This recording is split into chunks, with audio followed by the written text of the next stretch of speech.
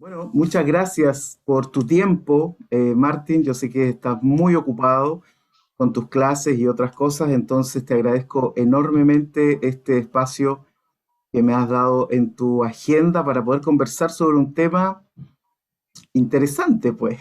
Un tema que es relevante porque yo mañana parto con un curso donde vamos a ocupar tu libro como base. La eh, locura de la cruz.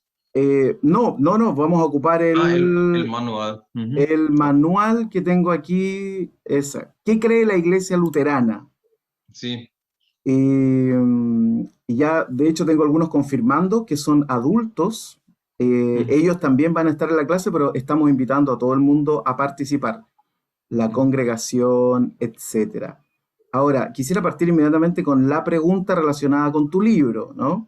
Y la pregunta es, tú inicias este diálogo, porque es como un diálogo lo que tú tienes en este libro, al incluir tantas preguntas, al incluir muchas cosas interesantes. Eh, Mi pregunta es, ¿por qué no partes con el tema de la escritura?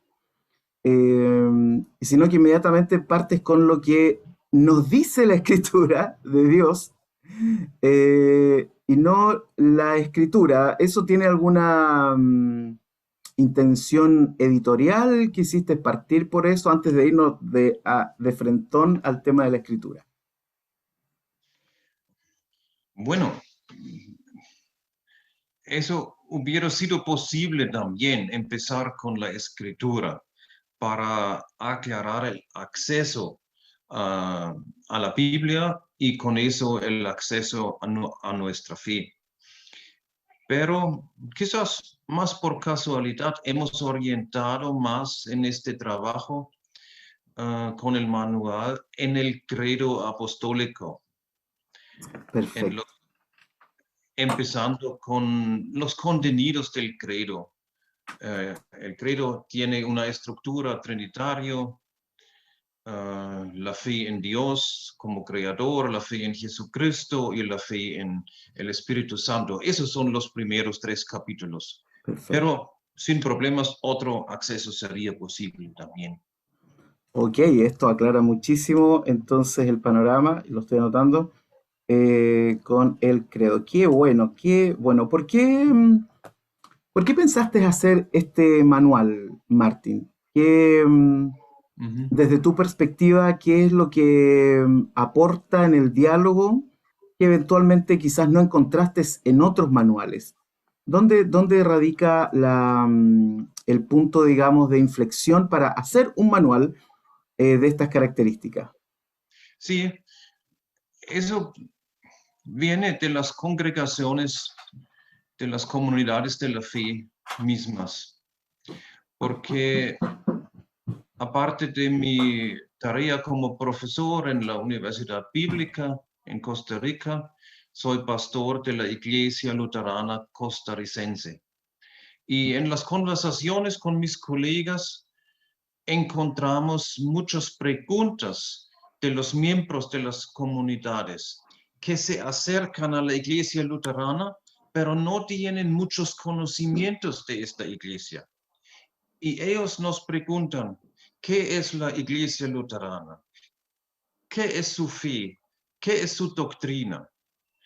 Y eso fue el punto del arranque. Ok, Y hemos planeado un trabajo en el cuerpo pastoral durante más que un año, diciendo, ok, entonces preparamos un manual que debe ayudar a los pastores y pastores de las comunidades a trabajar con la Biblia, con sus comunidades.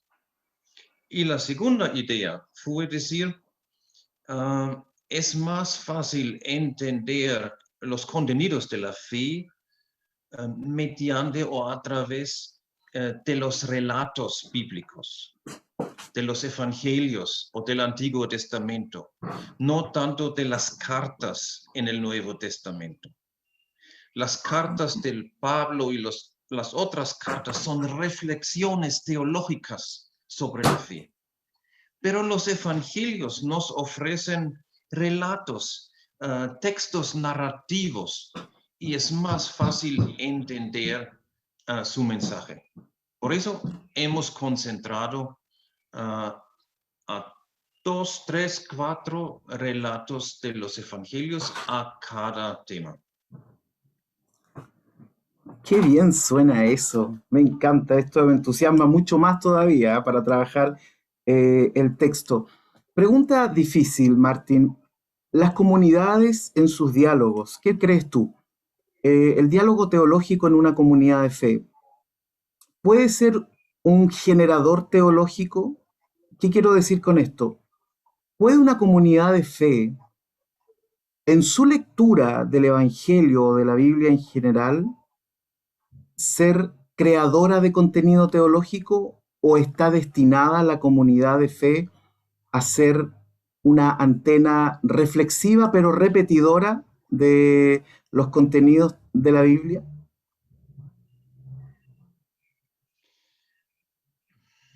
Bueno, pienso que las comunidades y los miembros de nuestra iglesia que tienen una fe cristiana están buscando a menudo una orientación para su vida. Y claramente, la primera fuente de nuestra fe es la Biblia. Por eso, esta escritura juega un papel importantísimo. Y la pregunta es, ¿cómo podemos ganar orientación en la Biblia?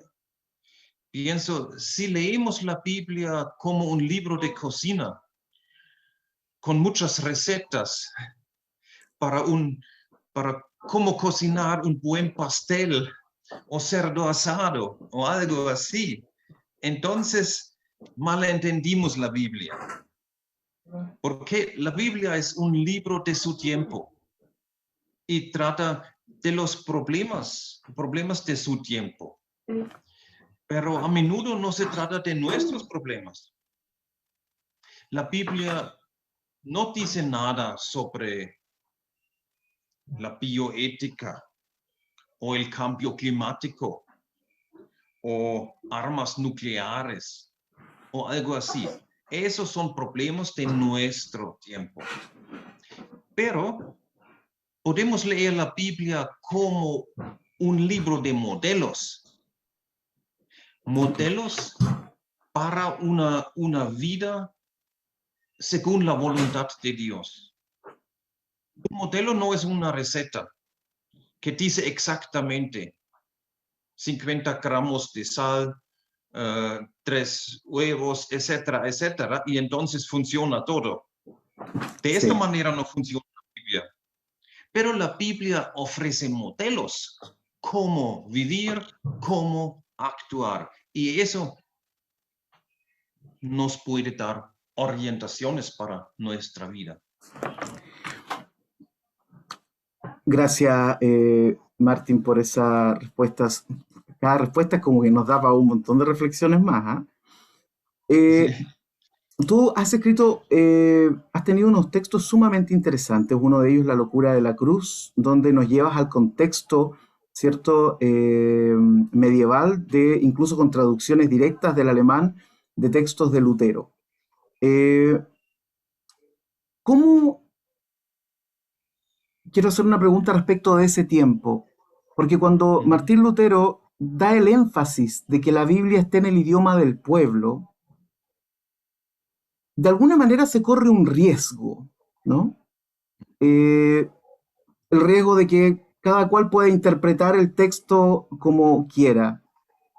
¿Cómo solucionó el luteranismo o Martín Lutero, o cómo esperaban solucionar este asunto que es bastante complejo, que el catolicismo lo evitó siempre desde un principio, ¿no? Con el clero, con la Biblia en latín, que la gente no pudiera entender el texto o que fuera simplemente dicho a través de los sacerdotes? y de pronto surge una reforma donde dicen la Biblia para todo el pueblo en su idioma. Evidentemente eso conllevó problemas de interpretación. ¿Qué solución se planteó para eso en esa época? ¿Hubo alguna? Alguien dijo, oye, pero al final cada uno va a terminar interpretando como quiere, si puede leer la Biblia en su idioma. ¿Se hizo algún intento acerca de eso? ¿De controlar, digamos, que no ocurra eso? Sí, claro. Ah, para nosotros hoy en día es, es muy habitual de poder leer la Biblia en diferentes traducciones, en diferentes lenguas. Podemos comparar diferentes ediciones. Es muy normal, pero no fue así en el tiempo de Lutero. En el tiempo de Lutero no existía una traducción al lenguaje nativo, en este caso en alemán. Solamente existía la Biblia en latín. Y las misas en la iglesia católica, fueron también en latín. Eso significa la gente, el pueblo, no entendía nada. Nadie de la Biblia, nada de la Biblia y nada de los sermones, predicaciones de los sacerdotes. Solamente participaron en la liturgia, en los ritos y en la Eucaristía, en los sacramentos, pero no entendieron nada de los textos, ni de la Biblia, ni de los sacerdotes. Y es una situación completamente diferente. Y eso significa que solamente la iglesia, su jerarquía, los sacerdotes, los obispos y al final el papa, tenían el poder de interpretar la Biblia. Y cuando Lutero tradujo la Biblia en su lengua, eso fue un acto revolucionario y también un acto subversivo en contra del poder de la institución de la iglesia. Porque con este acto, él da la Biblia en las manos del pueblo, diciendo, cada cristiano, cada persona cristiana tiene la posibilidad de leer la Biblia y controlar las predicaciones de los sacerdotes. Y eso fue una llamada casi a una revolución eclesial. Sí. Y en todo fue un acto liberador, un acto que da más poder al pueblo, claramente sin ciertas condiciones, porque mucha gente fueron, ¿cómo se llama? Analfabetistas. Sí, analfabetos. Muchos no pudieron leer. Por eso las primeras ediciones de la Biblia de Lutero tenían muchas ilustraciones, imágenes, cuadros de los pintadores de su tiempo para ilustrar el texto, para comprender el texto mejor. Pero en todo, eso fue el inicio de una liberación eclesial. Muchas gracias por esa respuesta, Martín. Bueno, y hablando de la Biblia, eh, quisiera colocar un ejemplo. En el evangelicalismo norteamericano, por ejemplo, está el concepto de que la Biblia es inerrante, ¿no? Lo que quieren decir es que no se equivoca ni en biología, ni en química, ni geología, ni física, ni teología. Eh, ¿Cuál sería el matiz que el luteranismo aporta respecto de cómo leer la Biblia? En resumen, ¿qué, ¿cómo ve la Biblia el luteranismo? ¿Qué es? Ujú. Bueno, quiero decir dos cosas. Uno es que toda la doctrina de Lutero, todo su entendimiento de la fe, eh, se basa en la escritura. Y eso él ha usado para su defensa contra las críticas también. El punto decisivo fue su entrevista en el Dieta Imperial en el año 1521, antes del emperador del Imperio Romano en Alemania. Se tiene que imaginar esta situación. Por un lado, el emperador, el rey de España, Austria, Alemania, medio Italia. Por otro lado, un pequeño monje. Por un lado, todo el poder del imperio de su tiempo. Por otro lado, un monje en su sután. Y él debería rechazar sus propios escritos, porque el emperador tenía el interés de reunir el imperio con una religión interna, una única confesión, una única religión. Y en esta situación, Lutero negó a retractar sus escritos. ¿Pero con qué argumento? Él dijo, y voy a citar, si no me convencen mediante testimonios de las escrituras o por un razonamiento evidente, quedo sujeto a los pasajes de las escrituras aducidos por mí y mi conciencia está cautiva de la palabra de Dios. Eso es el fundamento de su posición. Su conciencia está cautivada en la palabra de Dios. Y eso le dio a Lutero la libertad de contradecir el emperador. Bueno, eso es el fundamento de su posición. Y eso fue en contra de la tradición de la iglesia, en contra de la interpretación de las escrituras por el Papa y sus encíclicas, en contra del monopolio de la interpretación por la iglesia. Y al mismo tiempo el descubrimiento de la libertad cristiana, una libertad que tiene cada individuo en su fe. El individuo está posicionado directamente ante Dios y no mediante una institución, sacerdotes, sacramentos, etc. No, está directamente ante la cara de Dios.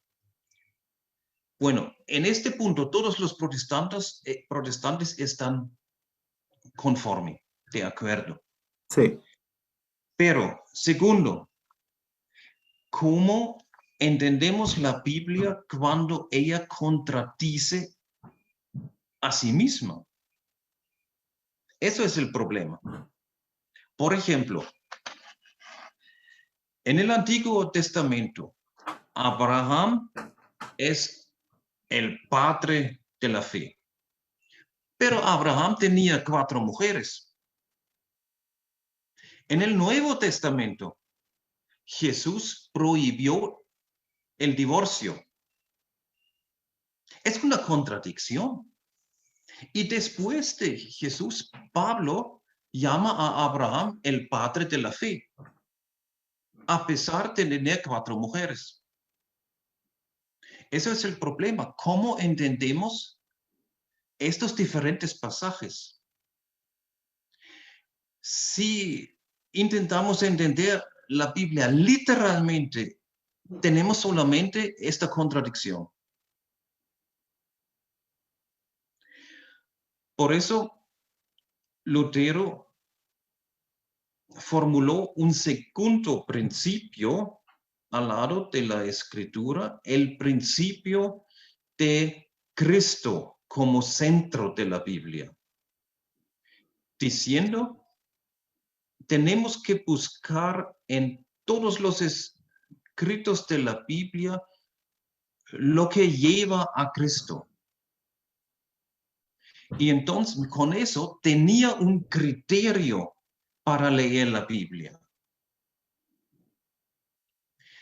Y en la Biblia hay pasajes que son bastante ajenos de este centro de Cristo y otros pasajes que son muy cerca del Cristo. Y con este criterio podemos discernir qué transporta el mensaje de Cristo, el mensaje de la confianza en Dios, el mensaje del amor al prójimo, el mensaje de la esperanza al reino de Dios en el centro. Y los pasajes que nos separan más de este centro no tienen el mismo peso. Eso tenemos que conceder. Por ejemplo, en los Salmos hay pasajes donde se dice, lanzan los bebés de los enemigos a las rocas. Eso es un pasaje que no transmite el espíritu de Cristo, el espíritu del amor al prójimo y del amor al enemigo también. Por eso es para nosotros como cristianos no obligatorio de creer. Qué interesante eso, Martín. Perdón, te interrumpí. Solamente para resumir, en la teología se llama estos dos principios, el principio formal es la escritura en todo, y el principio material es la clave como leer la Biblia, es todo lo que lleva a Cristo. Y con estos dos principios, pienso, podemos leer la Biblia como cristianos.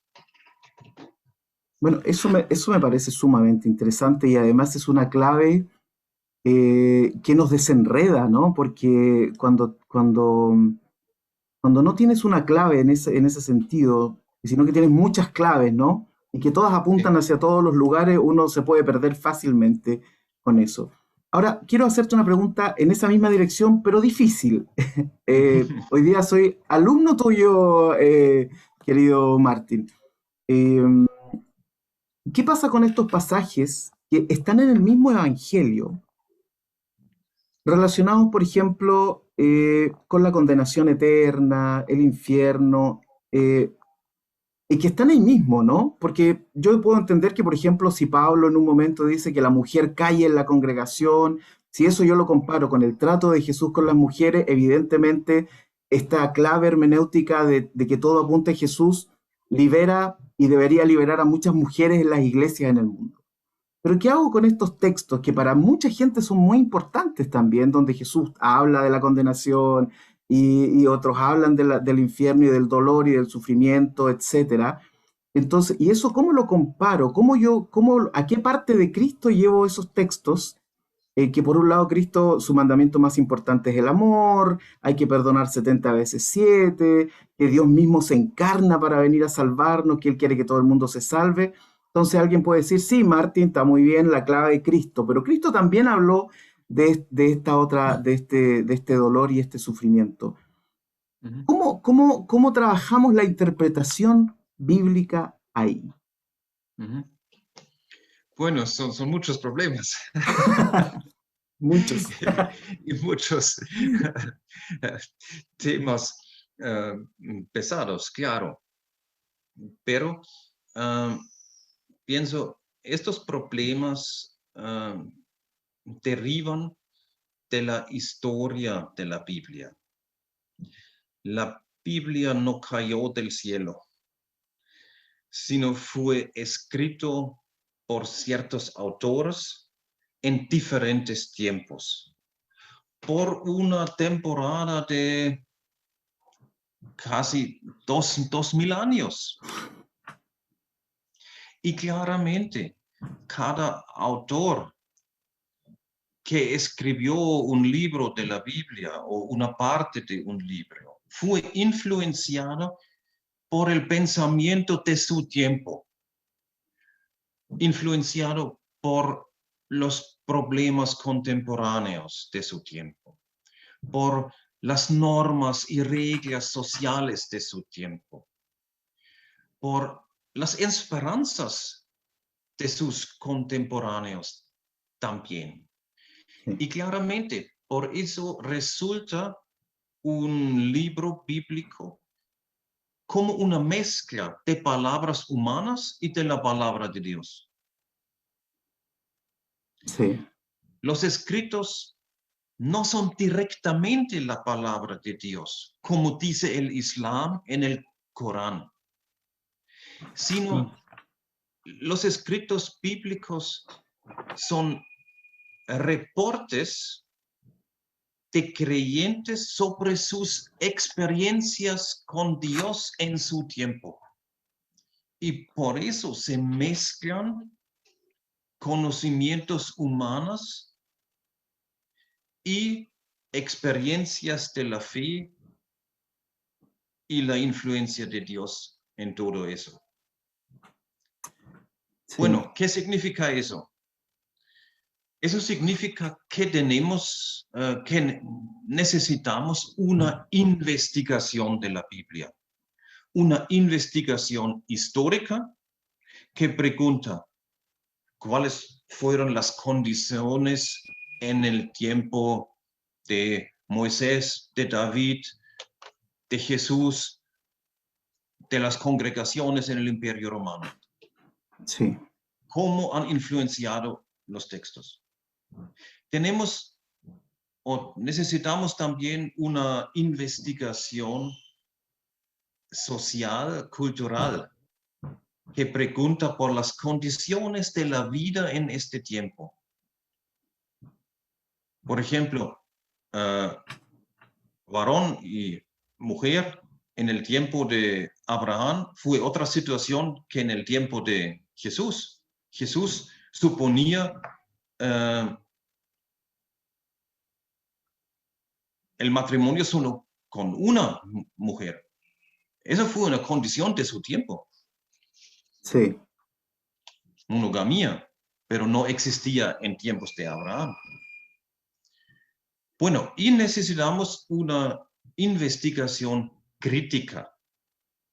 Crítica significa que a veces influencias del tiempo, del espíritu del tiempo, han distorsionado un poquito el mensaje. Eso es el caso, por ejemplo, cuando Pablo dice la mujer cae en la comunidad. ¿Por qué? Porque es tan obvio que este pasaje sobre la mujer en la carta a los Corintios no es de Pablo, sino es un comentario que alguien ha escrito al margen de la hoja y en una edición después se puso en el texto. Eso se puede reconocer con la investigación del texto. Hay una interrupción de la lógica del texto por este pasaje. Además, y eso me parece más importante, es que la explicación de Pablo, la explicación o exposición fundamental sobre la relación hombre y mujer en las Gálatas. Es un principio de Pablo. Él dice ahí, en Cristo, es importante, en Cristo no hay diferencia entre libre y esclavo, pagano y judío, hombre y mujer.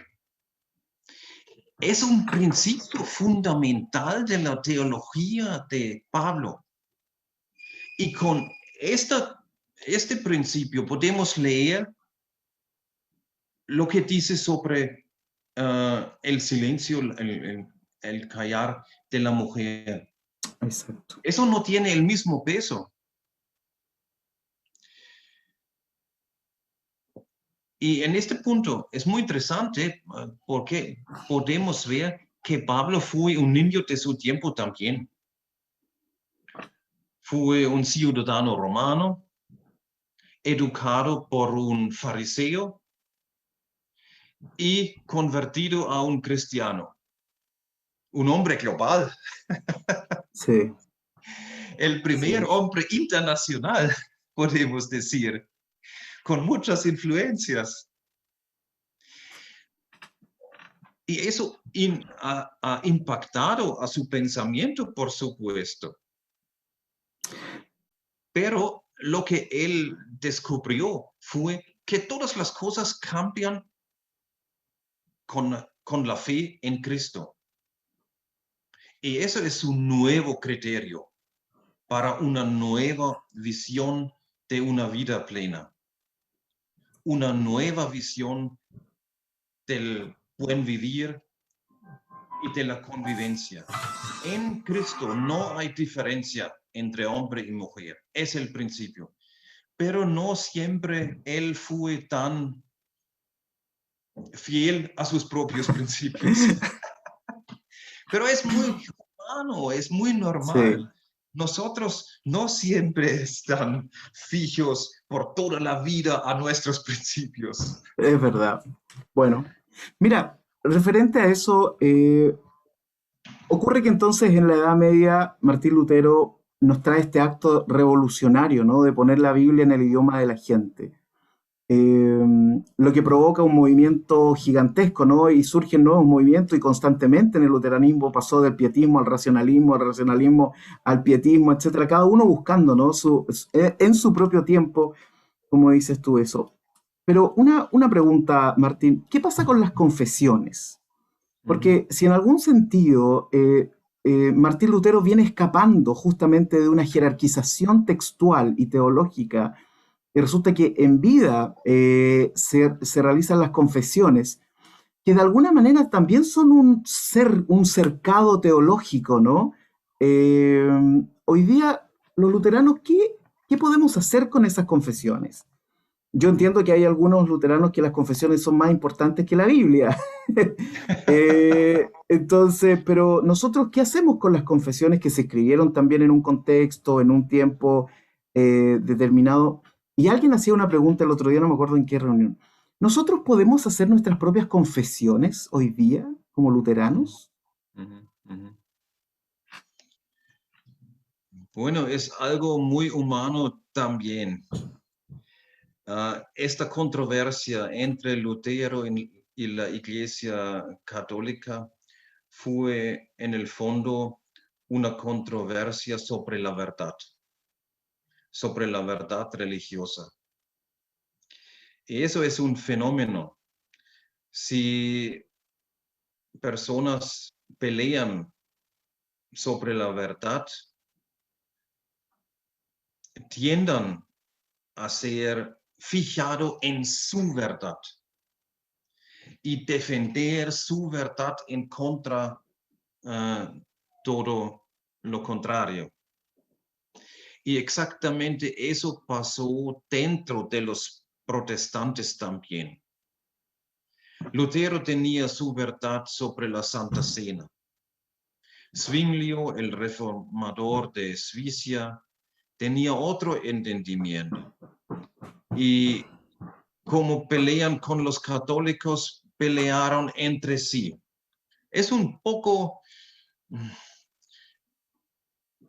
digamos, a distancia podemos decir un poco tonto, pero es muy humano en una lucha sobre la verdad, defenderse y ofender a los otros. Y eso causó las divisiones entre el protestantismo también. Y por estos motivos entendieron otros vertientes del protestantismo, como los anabautistas o los menonitas, los metodistas, un siglo más tarde, y todo eso. Pero mientras tanto, en el siglo XX y XXI, tenemos un movimiento ecuménico fuerte que está buscando un acercamiento, un acuerdo entre no solamente de las confesiones, sino también de las religiones también. Y eso pienso es la línea para el futuro. Quizás sería importante buscar primero un acuerdo entre los protestantes y entonces un acuerdo, un acercamiento con los católicos y entonces buscando una ética mundial. Sí, ese era de alguna manera el sueño de Hans Küng también, ¿no? Eh, Exacto. tener una ética para todos. Pero qué difícil, Martín, poder llegar. Lo que dice, mira, tú dijiste una frase que realmente me conmovió cuando dices, cuando uno defiende su verdad, ofende también de alguna manera a otros. ¿Qué recomendarías tú en esta época respecto al tema de la Biblia y las distintas posiciones que se dan dentro de un país, entre los luteranos, dentro de una comunidad, dentro de los luteranos? ¿Cuál sería el desafío? ¿Cómo uno plantear su verdad sin ofender? ¿Cuál sería, si tú estuvieras en una reunión y alguien te dice, ya, pero ¿cómo planteo mi verdad sin ofender, sin llegar a ese punto? ¿Cómo el luteranismo, cómo tú podrías sugerir una idea? ¿Qué dirías al respecto? Ujú. Pienso, es muy difícil ganar un acuerdo sobre los temas dogmáticos. ¿Qué decimos sobre Santa Cena, Eucaristía, el ministerio del sacerdote y el ministerio protestante? Todas estas cosas. Pero empezar con los desafíos actuales del mundo es otro acercamiento. Y eso es lo que propuso el teólogo Hans Küng, que has mencionado. Él propone buscar las analogías éticas entre diferentes religiones para formar un grupo o una mayoría al final de gente que está apostando por paz, justicia y la preservación de la creación. Y pienso, esos son los grandes desafíos de nuestro tiempo. Se reflejan en problemas actuales como el cambio climático, la migración, las guerras en el mundo, gobiernos autoritarios. Todo eso son problemas de paz y justicia. Y los problemas del planeta pertenecen a este tema de la justicia también. Necesitamos una justicia ecológica. Sí. Y cuando empezamos con estos temas, quizás de diferentes accesos, luteranos, presbiterianos, católicos, judíos, musulmanes, pero tenemos una misma intención, el mismo interés de vivir en paz y justicia en armonía con la naturaleza. Y si experimentamos esta unidad en estas acciones éticas, entonces es más fácil acercar a los temas dogmáticos también, Sí. a base de una buena experiencia. Por eso hay muchos pensadores filosóficos también que dicen, necesitamos la perspectiva de las víctimas. He organizado con amigos conferencias mundiales con grupos de campesinos de Brasil y campesinos de Indonesia. Sus problemas son casi los mismos. Con la agricultura, con el robo de los territorios y todo eso. La perspectiva de la víctima conecta a nosotros. Claro, es una perspectiva que viene desde abajo, ¿no? Y eso nos empatiza con el otro, porque Exacto. la perspectiva dogmática viene desde arriba y siempre va a tener una jerarquía, y la jerarquía Sí. siempre quiere el poder. Eh, una última pregunta, Martín, perdón, pero no me puedo quedar sin preguntar, sin preguntarte. La declaración de Barmen, o Barnem, nunca me acuerdo qué era primero, Barmen, ¿no? Eh, Parmenio, sí, dice que Jesús es la palabra de Dios. sí. ¿Qué significa eso en relación a que alguien diga, la Biblia es la palabra de Dios? ¿Por qué la Ujú, declaración de Barmen dice que Jesús es la palabra de Dios? Porque el Evangelio dice que Jesús es la palabra o el verbo.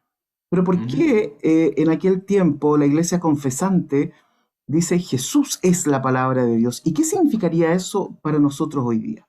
Y con eso terminamos. Sí.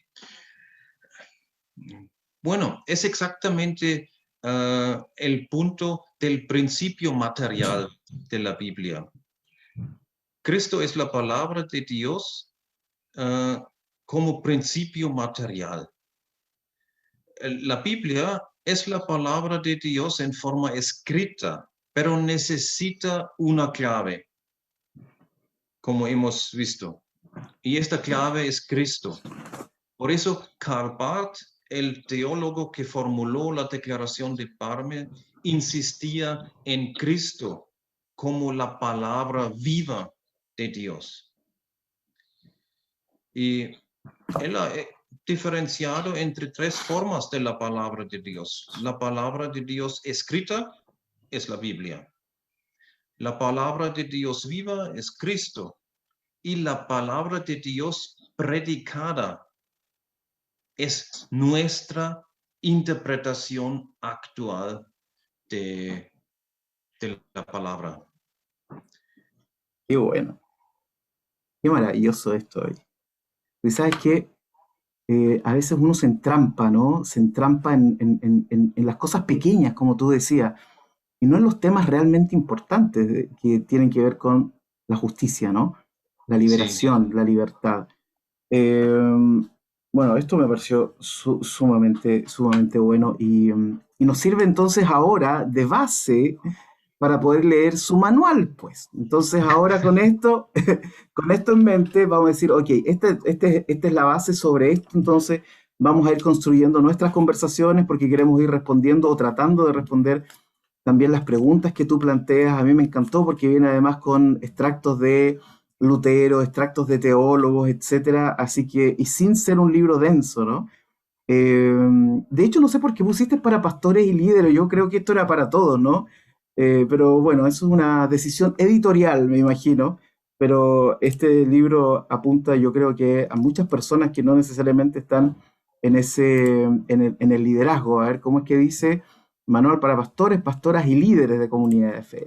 Yo creo que eso es para todos, de hecho nosotros lo vamos a ocupar para todos. Así que y yo quiero agradecerte, Martín, tu trabajo, porque para nosotros es muy importante, sobre todo porque tú estás en Costa Rica, tú conoces nuestra realidad, ¿no? tú sabes qué es lo que ocurre por estos lados del mundo que es distinto de lo que ocurre en otros lados y por lo tanto eso nos permite también acceder a un diálogo, ¿no? Con un diálogo luterano también con perspectiva latinoamericana y eso es sumamente importante también para nosotros. Así que yo quería agradecerte esto, tenía muchas ganas de hablar de este tema también contigo, ya te había enviado algunos mensajes, así que tenía hartas ganas de hablar. Tú viniste a Valdivia hace un par de años, creo que fue, ¿no? Sí, Eh, sí. y tenemos tu libro, yo tengo tu libro, La locura de la cruz, y siempre lo estoy consultando y te agradezco muchísimo esos materiales que has legado también para poder entender este vasto mundo, ¿no? Porque el luteranismo es un mundo muy vasto, con polarizaciones, con extremizaciones, con tendencias, con cada iglesia a veces o en cada país tienen un énfasis distinto, etcétera. Así que nos permite navegar un poquito más seguro frente a toda la dinámica que existe dentro de esto. Así que te quiero agradecer tu tiempo. Espero que te esté yendo muy bien en tus clases allá en Costa Rica, en la UVL. eh, y gracias nuevamente por darnos la oportunidad de conversar de estos temas. Conversar con el autor siempre es una cosa muy, muy interesante para cuando uno lee un texto. Así que muchas gracias, Martín, por eso. Igualmente, muchas gracias, Emir, por esta invitación y especialmente por esta continuación de nuestra amistad que hemos formado en Chile hace un año y medio, pienso, o Más dos o menos, años. sí, Sí, más o menos. sí. Sí.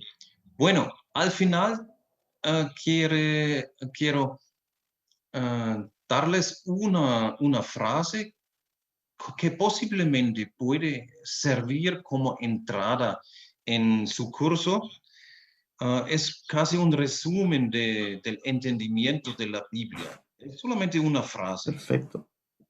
Como cristiano, tengo que tomar seriamente la Biblia, pero no literalmente. Ya, qué buena. Me quedo con la Como frase. cristiano, tengo que tomar seriamente la Biblia, pero no literalmente. Esa es una tesis para departir.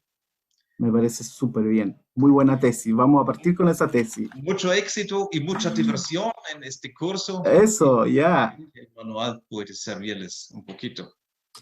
Sí, nos va a Gracias. servir muchísimo. Gracias a ti, que tengas un lindo día. Martín, saludos también por allá, a tus colegas, alumnos, familia, etcétera, a quien esté ahí contigo también. Saludos desde Chile.